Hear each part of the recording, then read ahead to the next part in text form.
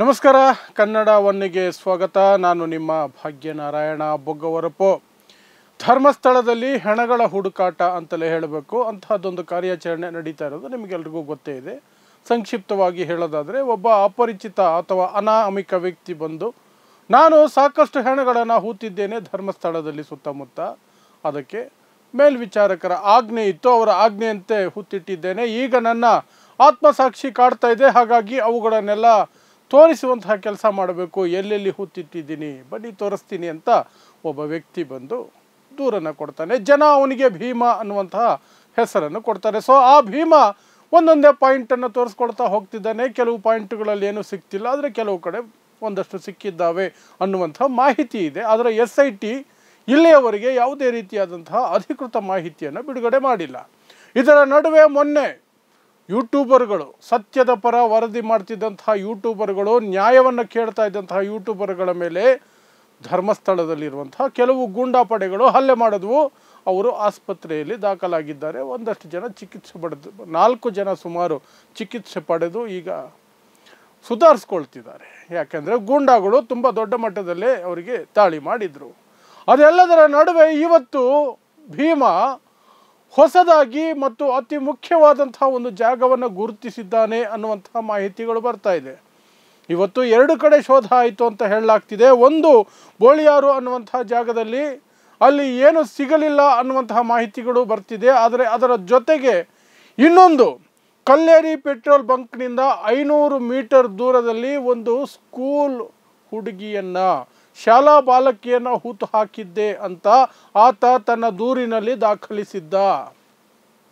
ಅವನ ಪ್ರಕಾರ 2010ರಲ್ಲಿ ಕಲ್ಲೇರಿ ಪೆಟ್ರೋಲ್ ಬಂಕಿಂದ ಸುಮಾರು 500 ಮೀಟರ್ ದೂರದಲ್ಲಿ 12 ರಿಂದ 15 ವರ್ಷ ವಯಸ್ಸುಳ್ಳಂತಹ ಒಂದು ಬಾಲಕಿ, ಅಪ್ರಾಪ್ತ ಬಾಲಕಿ ಹೆಣವಾಗಿದ್ಲು.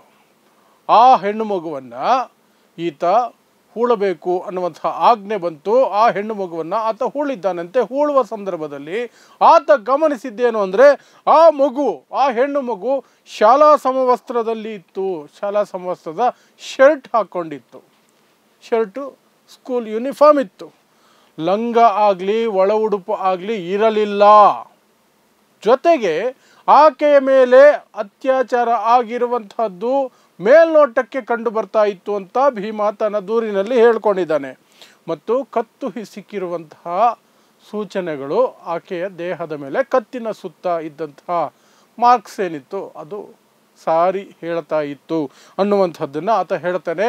ಆ ಮಗುವನ್ನು ತನ್ನ ಮೇಲ್ವಿಚಾರಕ ಅಥವಾ ಅವನ ಆಜ್ಞೆಯ ಮೇರೆಗೆ ನಾನು ಹೂತು ಹಾಕಿದ್ದೇನೆ, ಶಾಲಾ ಬ್ಯಾಗಿನ ಸಮೇತವಾಗಿ ಹೂತು ಹಾಕಿದ್ದೇನೆ, ಅದು ಇಲ್ಲೇ ಇದೆ ಅನ್ನುವಂಥದ್ದನ್ನು ಗುರುತಿಸಿದ್ದಾನೆ. ಆ ಜಾಗವನ್ನು ಈಗ ತೋರಿಸಿದ್ದಾನೆ SITಗೆ ಅನ್ನುವಂತಹ ಮಾಹಿತಿಗಳು ಬರ್ತಾ ಇದೆ. ಸೊ ಆತನ ದೂರಿನಲ್ಲಿದ್ದಂತಹ ಅತಿ ಮುಖ್ಯವಾದ ಅಥವಾ ಬಹಳಷ್ಟು ಪ್ರಭಾವ ಬೀರಬಹುದಾದಂತಹ, ಇಡೀ ಪ್ರಕರಣದಲ್ಲಿ ಪ್ರಭಾವ ಬೀರಬಹುದಾದಂತಹ ಒಂದು ಶವ ಅಥವಾ ಒಂದು ಸ್ಪಾಟು ಅಂದರೆ ಈ ಸ್ಪಾಟು. ಯಾಕೆಂದರೆ 12-15 ವರ್ಷದ ಒಳಗಿರುವಂತಹ ಒಂದು ಬಾಲಕಿ, ಶಾಲಾ ಬಾಲಕಿ, ಯೂನಿಫಾರ್ಮ್, ಸ್ಕೂಲ್ ಬ್ಯಾಗ್ ಒಟ್ಟಿಗೆ ಹೂತು ಹಾಕ್ತಾರೆ ಅಂದರೆ, ಆಕೆಯ ಮೇಲೆ ರೇಪ್ ಆಗಿದೆ, ಕತ್ತು ಹಿಸ್ಕಲಾಗಿದೆ ಅನ್ನುವಂತಹ ಸೂಚನೆಗಳು, ಲಕ್ಷಣಗಳು ಇತ್ತು ದೇಹದ ಮೇಲೆ ಅಂದಾಗ, ಯಾರ ಹೆಣ್ಣು ಮಗು, ಯಾಕೆ ಸ್ಕೂಲ್ ಯೂನಿಫಾರ್ಮು ಬ್ಯಾಗ್ ಸಮೇತ ಹೂತು ಹಾಕಿದ್ರು? ಅದು ಕೇಸ್ ಆಗಿದೆಯಾ, ಮಿಸ್ಸಿಂಗ್ ಕೇಸ್ ಆಗಿದೆಯಾ, ಅಥವಾ ಅದೇನಾದರೂ ಬೇರೆ ರೀತಿಯಾದಂತಹ ಗೋಲ್ಮಾಲ್ ಕಥೆನ? ರೇಪ್ ಮಾಡಿದರೆ ಯಾರು ಮಾಡಿದ್ರು, ಕೊಂದಿದ್ರೆ ಯಾರು ಕೊಂದಿದ್ರು? ಇದೆಲ್ಲವೂ ಸಹ ಬಹಳ ದೊಡ್ಡ ಮಟ್ಟದಲ್ಲಿ ಬಹಳ ದೂರಕ್ಕೆ ಕರೆದುಕೊಂಡು ಹೋಗುವಂತಹ ವಿಚಾರ. ಯಾರ ಮೇಲೆ ಆರೋಪಗಳು ಬರ್ತಿದೆಯೋ, ಯಾರು ಇದರ ಹಿಂದೆ ಇದ್ದಾರೆ, ಯಾರು ರಕ್ಷಣೆ ಕೊಡ್ತಿದ್ದಾರೆ, ಯಾರು ಇದಕ್ಕೆಲ್ಲ ಪೋಷಕರು ಅಂತ ಹೇಳಲಾಗ್ತಿದೆಯೋ, ಅವರೇ ಮಾಡಿರುವಂತಹ ಕೃತ್ಯಗಳಲ್ಲಿ ಇದು ಸಹ ಅತ್ಯಂತ ಹೀನಾತಿಹೀನ ಕೃತ್ಯಗಳಲ್ಲಿ ಒಂದಾ ಅನ್ನುವಂತಹ ಪ್ರಶ್ನೆಗಳು ಈಗ ಬರ್ತಾ ಇದೆ. ಇದರ ಜೊತೆಗೆ ಆ ವಸಂತ್ ಗಿಳಿಯಾರ್ ಅನ್ನುವಂತಹ ಸೋಕಾಲ್ಡ್ ಪತ್ರಕರ್ತ ಮತ್ತು ಕಿರಿಕೀರ್ತಿ ಅನ್ನುವಂತಹ ಸೋಕಾಲ್ಡ್ ಪತ್ರಕರ್ತ, ಅವರುಗಳು ಮಾಡಿರುವಂತಹ ಪ್ರಚೋದನಕಾರಿಯಾದಂತಹ ಭಾಷಣಗಳ ತುಣುಕುಗಳು ಈಗ ದೊಡ್ಡ ಮಟ್ಟದಲ್ಲಿ ಸರ್ಕ್ಯುಲೇಟ್ ಆಗ್ತಿದ್ದಾವೆ. ಅಂತಹ ಪ್ರಚೋದನಕಾರಿ ಹೇಳಿಕೆಗಳು ಅಥವಾ ಏನು ಅವರು ಕೊಟ್ಟಿರುವಂತಹ ಒಂದು ವಿಡಿಯೋ ಬೈಟ್ಸ್ ಇದ್ದಾವೆ, ಆ ವಿಡಿಯೋ ಬೈಟ್ಗಳೇನೇ ಪತ್ರಕರ್ತರ ಮೇಲೆ, ಸ್ವತಂತ್ರವಾಗಿ ಪತ್ರಿಕೋದ್ಯಮ ನಡೆಸ್ತಿದ್ದಂತಹ ಯೂಟ್ಯೂಬರ್ಗಳ ಮೇಲೆ ನಡೆದಂತಹ ಘೋರ ದಾಳಿಗೆ ಪ್ರಚೋದನೆ ಅನ್ನುವ ಆರೋಪಗಳು ಈಗ ಕೇಳಿ ಬರ್ತಾ ಇದೆ. ಏನಿದೆ ಆ ವಿಡಿಯೋಗಳಲ್ಲಿ? ನುಗ್ಗಿ ಹೊಡಿತೇವೆ, ಹುಡುಕಿ ಹೊಡಿತೇವೆ ಅಂತ ಗಿಳಿಯಾರು ಹೇಳೋದಕ್ಕೂ, ಇನ್ನು ಹೊಡೆಯೋದೊಂದೇ ಬಾಕಿ ಅನ್ನೋ ರೀತಿಯಲ್ಲಿ, ಹೊಡೆದೇ ಹೊಡಿತೇವೆ ಅನ್ನುವಂಥ ರೀತಿಯಲ್ಲಿ, ತಾಳ್ಮೆ ಕಳ್ಕೊಂಡಿದ್ದೀವಿ, ಎಷ್ಟು ಅಂತ ಸಹನೆಯಿಂದ ಇರೋದು ಅನ್ನುವಂಥ ರೀತಿಯಲ್ಲಿ ಕಿರಿಕೀರ್ತಿ ಮಾತಾಡಿರುವಂತಹ 2 ತುಣುಕುಗಳು ಈಗ ಎಲ್ಲ ಕಡೆ ಸರ್ಕ್ಯುಲೇಟ್ ಆಗ್ತಿದೆ, ವೈರಲ್ ಆಗ್ತಿದ್ದಾವೆ. ಸೊ ಅದು ನೇರವಾಗಿ ಪ್ರಚೋದನೆಗೆ ಆಹ್ವಾನ ಕೊಟ್ಟಂತೆ, ಪ್ರಚೋದನೆ ಕೊಟ್ಟಂತೆ, ಹಿಂಸೆಗೆ, ದಾಳಿಗೆ. ಆ ಪ್ರಚೋದನೆಯೇ ಈ ಯೂಟ್ಯೂಬರ್ಗಳ ಮೇಲೆ ನಡೆದಿರುವ ದಾಳಿಗೆ ಮುಖ್ಯವಾಗಿ ಆಧಾರ ಅಂತ ಈಗ ಆರೋಪಗಳು ಕೇಳಿ ಬರ್ತಾ ಇದೆ. ಸೊ ಅವರಿಬ್ಬರ ಮೇಲೂ ಸಹ ಪ್ರಕರಣ ದಾಖಲಾಗಬೇಕು ಅಂತ ಹೇಳಲಾಗ್ತಿದೆ. ಅದರ ಜೊತೆಗೆ ಶಾರದಾ ಭಟ್ ಅನ್ನುವಂತಹ ಒಂದು ಮಹಾತಾಯಿ, ಆ ಮಹಾತಾಯಿ ರಜತ್ ಅನ್ನುವಂತಹ ಬಿಗ್ ಬಾಸ್ ಖ್ಯಾತಿಯ ರಜತ್, ಆತನ ಇಂಟರ್ವ್ಯೂ ತೆಗೆಯುವಾಗಲೇ ಈ ಹಲ್ಲೆ ಆಗಿದ್ದು ಯೂಟ್ಯೂಬರ್ಗಳ ಮೇಲೆ.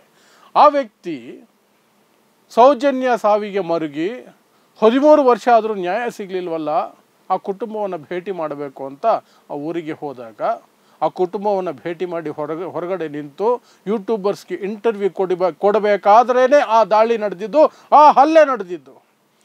ಆ ರಜತ್ ಅನ್ನುವಂಥ ವ್ಯಕ್ತಿ ಇದ್ದಾರಲ್ಲ, ಅವರ ಬಗ್ಗೆ ಒಂದು ಪೋಸ್ಟ್ ಹಾಕ್ತಾರೆ ಈ ಶಾರದಾ ಅನ್ನುವಂಥವ್ರು, ಶಾರದಾ ಭಟ್ ಅಂತೆ ಮಹಾತಾಯಿ. ಎಂತಹ ನೀಚ ಮನಸ್ಥಿತಿಯ ಮನುಷ್ಯರು ಈ ಭೂಮಿ ಮೇಲಿದ್ದಾರೆ ನೋಡಿ. ಅದರಲ್ಲಿ ಹೇಳ್ತಾರೆ, ಅಯ್ಯಮ್ಮ ಅವರ ಹೆಂಡತಿಯನ್ನು ಮೆನ್ಷನ್ ಮಾಡಿ, ನೀವು ಪ್ರೀತಿಸಿ ಮದುವೆಯಾಗಿದ್ದೀರಿ, ನಿಮಗೆ ಮಕ್ಕಳಿದ್ದಾರೆ, ನಿಮಗೆ ಗಂಡ ಬೇಕು ಅನ್ನೋದಾದರೆ ಇಮ್ಮಿಡಿಯೇಟಾಗಿ ವಾಪಸ್ ಕರೆಸ್ಕೊಳ್ಳಿ, ಇದು ಕರಾವಳಿ, ಮಂಡ್ಯ ಅಲ್ಲ ಅಂತ ಆ ಹೆಂಡತಿಗೆ, ಪಾಪ ರಜತ್ ಅನ್ನುವಂಥ ಹೆಂಡತಿಗೆ ಬೆದರಿಕೆ, ಕೊಲೆ ಬೆದರಿಕೆಯ ರೀತಿಯ ಪೋಸ್ಟ್ ಅದು ಸಹ ಸೋಷಿಯಲ್ ಮೀಡಿಯಾದಲ್ಲಿ, ಫೇಸ್ಬುಕ್ಕಲ್ಲಿ ಹಾಕ್ತಾರೆ ಈ ಶಾರದಾ ಭಟ್ ಅನ್ನುವಂತಹ ಮಹಿಳೆ.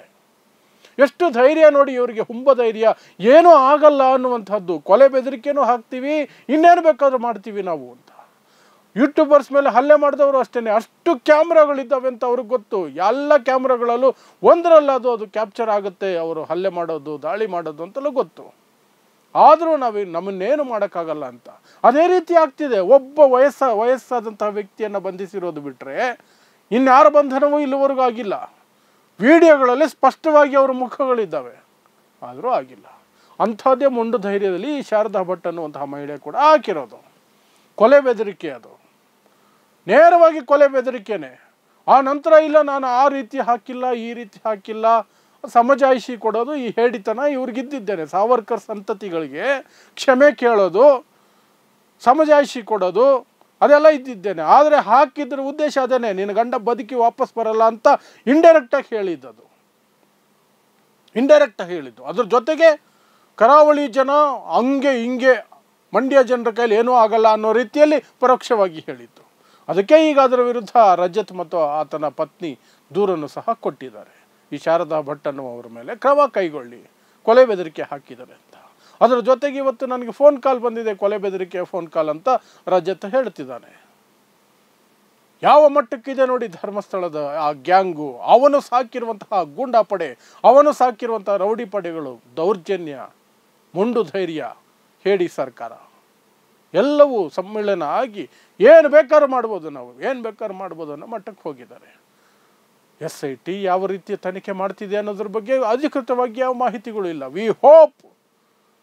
ವಿ ಹೋಪ್ ಅದು ಸರಿಯಾದ ಮಾರ್ಗದಲ್ಲಿ ನಡೀತಾ ಇದೆ ಅಂತ. ಸರಿಯಾದ ಮಾರ್ಗದಲ್ಲಿ ನಡಿಬೇಕು. ತಪ್ಪಿತಸ್ಥರು ಯಾವನೇ ಆಗಿರಲಿ, ಎಷ್ಟೇ ಎತ್ತರದವನಾಗಿರಲಿ, ಎಷ್ಟೇ ಕೆಳಗಡೆ ಇರುವವನಾರಾಗಲಿ, ಅವನಿಗೆ ಶಿಕ್ಷೆ ಆಗಬೇಕು. ಅದಕ್ಕೆ SIT ಆಗಿರೋದು. ಅದೇ SIT ಜವಾಬ್ದಾರಿ. ಅವರು ಅದನ್ನು ಸರಿಯಾಗಿ ನಿರ್ವಹಿಸ್ತಾರೆ ಅಂತ ನಿರೀಕ್ಷೆ ಇಟ್ಕೊಳ್ಳೋಣ. ನೋಡೋಣ ಏನೆಲ್ಲ ಮಾಡ್ತಾರೆ ಇವರು ಅಂತ. ಇನ್ನೂ ಮುಂದಕ್ಕಿದೆ, ಇನ್ನೂ ಸಾಕಷ್ಟು ವಿಚಾರಗಳು ಹೊರಗೆ ಬರ್ತಾನೆ ಇರ್ತವೆ. ಈ ಪ್ರಕರಣಗಳು ಯಾವುದೂ ನಿಲ್ಲೋದಿಲ್ಲ. ಅಂತಿಮ ಪಾಯಿಂಟ್ ತಲುಪೋವರೆಗೂ, ನ್ಯಾಯ ಸಿಗೋವರೆಗೂ, ನ್ಯಾಯದ ಬೇಡಿಕೆ ಇಟ್ಟಿರುವ ಹೋರಾಟಗಾರರ ಹೋರಾಟ ನಿಲ್ಲೋದಿಲ್ಲ. ಅವರ ಹೋರಾಟವನ್ನು ಹತ್ತಿಕ್ಕುವಂತಹ ಆ ರೌಡಿ ಪಡೆ ಇದೆಯಲ್ಲ, ಅವನು ಸಾಕಿರುವಂತಹ ರೌಡಿ ಪಡೆ, ಆ ದಣಿ ಅನ್ನುವಂಥವನ್ನು ಸಾಕಿರುವಂತಹ ರೌಡಿ ಪಡೆ, ಅದು ತನ್ನ ಕುತಂತ್ರವನ್ನು, ಷಡ್ಯಂತ್ರವನ್ನು, ದಾಳಿಗಳನ್ನು, ಹಲ್ಲೆಗಳನ್ನು ಬಿಡೋದಿಲ್ಲ. ನ್ಯಾಯ ಹೊರಗೆ ಬರಲೇಬೇಕು, ಸತ್ಯ ಹೊರಗೆ ಬರಲೇಬೇಕು, ನ್ಯಾಯ ಸಿಗಲೇಬೇಕು. ಆಗಲೇ ಅದಕ್ಕೊಂದು ಅಂತ್ಯ.